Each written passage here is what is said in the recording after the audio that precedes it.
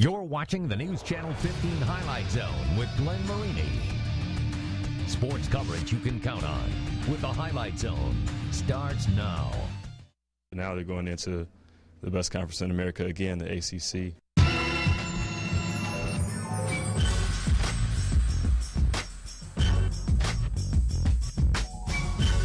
Definitely their playing style.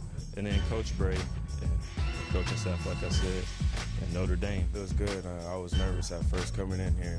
You know, it's an exciting feeling, but it's also a relief. You know, I get to see all my hard work that's paid off. Well, here at the Highlight Zone, we hope the holidays put some jingle in your jangle. Before you unwrap everything on Tuesday morning, tonight we've got an early Christmas present, and it means stars colliding at Northrop. It's where we stash Joe Whalen for the evening, who joins us now with more on the Game of the Week. Joe.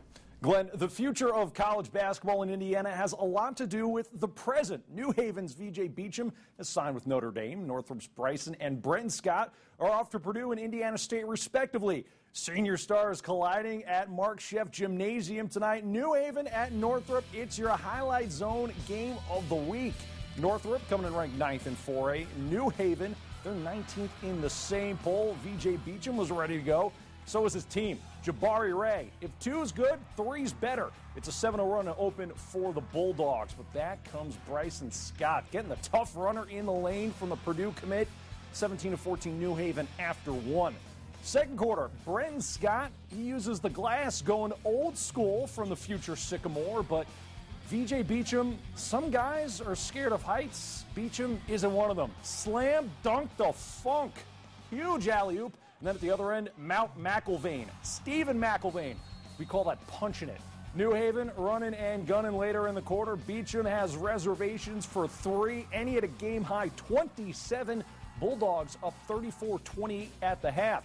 Third quarter now. Bruins closing. Bryson Scott, the floater, down to a 2-point game. Later, Bryson, if you give it to him, he'll take it, and he'll make it. Bruins are up 1 at this point, but then Beacham getting up for the get down. Look at this finish in the lane, but Northrop closes with some tough defense. Scott comes up with the steal, and then going the other way, he's off the mark. That's all right. Corey Womack's got his back. 52 combined points from the Scott twins. Northrop survives 71-66. Just our defense holding Beacham, not trying to, stop them, just trying to contain them, doing what we have to do as a team, to win this ball game. I think we wore them out a little bit. You got to give New Haven a lot of credit. Coach Gooden is, I think, one of the best coaches in the state. He gets his guys to play so hard, so tough. I think we wore them out. They missed some shots. We were able to finish by getting some rebounds, and we hit some big free throws down the end. Next up, Northrop plays Southside in the first round of the SAC tournament on December 26th. New Haven gets Hammond Knoll in the Nobleville tournament December 29th. Glenn, fantastic atmosphere for basketball. Standing room only, felt like it was 100 degrees in there. It's one of those games where afterwards even the fans are draped over one another. They're so exhausted. And you saw Coach Kuhlman with the orange blazer. There's word under the Christmas tree that there might be a full orange suit. Head to toe. That is certainly something we should tune into after the holiday season here on the Highlight Zone. It'll definitely stand out. Hey, Concordia atop the SAC standings right now. The Cadets going out of conference for a date up at Leo. Second quarter, David Harden with the lane, but Cadets up by a score of 41-28. How about Reggie Tharp for Concordia? The coaching staff loves this kid. Strong in the lane.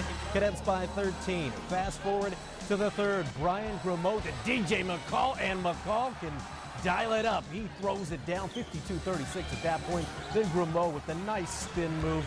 How about Austin Harris, though? Knocking down the triple right there as Concordia still looking good. The Cadets win it 92-74. More action in Allen County. Canterbury hosting Bethany Christian. The Cavs ranked 7th in the latest Class A state poll. We pick it up in the first quarter, and it was a lot of Chase Moyle early on. The senior, the 3, and then Moyle volleying right there. Scott Krieger says, coaching these boys are easy when they play like that. Moyle to Trent Van Horn. Moyle had 21 points. Van Horn, he had 22, and this one was a sleeper for Rod Wilmot's 2.5-month-old son. How about Van Horn with the defense? The senior who went over 1,000 just a few weeks ago gets the bucket and the foul. You're going to see Van Horn again. This would beat the first quarter buzzer. Canterbury a winner tonight, 66-51. Well, it's only about a 15-minute drive from Norwell High School to Bluffton, and that's pretty close But when it comes to basketball, these two programs have been ridiculously close over the last few years. Randy Spieth was in Ossian for this year's matchup and joins us now with more. Randy? Yeah, Glenn, last year in this county rivalry, it was Bluffton beating Norwell by 1. In 2010, Norwell won by 2. And the year before that, Bluffton won by 1 in overtime. Would it be that close this time around? Randy Hawkins Knights ranked 8th in 3A entering this one. Norwell ignited by senior Josh Van Meter to start this. He already hit 1-3. There's a second triple right there. Knights open the game on a 12-zip run. Team's not done in the first. Van Meter once more. Throwing this one up to Cam Denny just to throw it down with the Uke. Knights up by 19 after the first quarter. But the Tigers would not let Norwell's lead grow in the second. That's senior Dan Pribble. He's a big reason why. A little fade along the baseline. Then two more from the Pribble right here. Slicing through the defense. Goes up with the left hand. He led the Tigers with 18. The Bluffton trails 38-19 at the half. No reindeer games in this one, though, for the Knights. All business in the second half. David Vogel in the third. 3 of his 14 points. Knights cruise 80-46. Big reason why? The Knights' first quarter. We came out with a lot of intensity. You know, we talked about that. We had to come out with a lot of intensity this game and play hard. I think the score shows it all. This helps us out a lot. Gains our confidence, our trust back with one another. You know, this is big. You know, I know we have a break, but we have some things to work on to get better yet. And we're going to continue to improve. Norwell doesn't play again until January 5th at Carroll. Bluffton plays next Friday at home against Winchester. Let's toss things back over to Glenn. All right, thank you, Randy. Girls hoops action tonight. Bishop Lures hosting Hamilton Southeastern. Denny Rainier got that holiday sweater on. Well, Hamilton Southeastern ranked #1 in 4A. They're pretty good. You saw Addie Reinbold with the jumper there, but 6'3" Taya Reimer, she is tough to take down in the post. Still in the first quarter, how about Lures Allison Butler? Smooth move and knocks down the bucket. Knights up by 3 at this point, but Lures going inside now. That's Taya Andrews. Knights up 4 after 1. That's just what Coach wanted to see, but he wouldn't want to see this. Again, the 6'3" senior.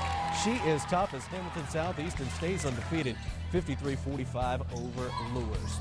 Well, we've put the bow on high school hoops before the holidays, but coming up, it's a full Friday night of college basketball. IPFW at home at the Coliseum. We got high-flying highlights. Notre Dame at the Joyce Center, and don't forget about IU at Assembly Hall. Those highlights plus Mad Ants on the road coming up next in The Zone. We are the Norwell Knights. Stay tuned for more Highlight Zone.